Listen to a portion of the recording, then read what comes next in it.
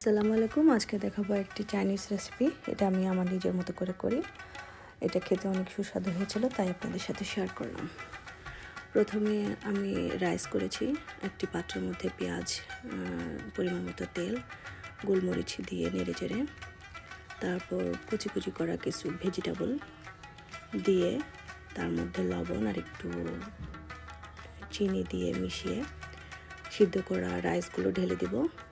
তারপর আরেকটি ফ্রাই প্যানের মধ্যে একটি ডিম ঝুরি করে রাইসের মধ্যে দিয়ে দেব এবং নেড়েচেড়ে তৈরি হয়ে গেল আমার মজাদার ফ্রাইড রাইস। আপনি এখানে আপনার মতো করে ঝাল দিতে পারেন, আবার নাও দিতে পারেন।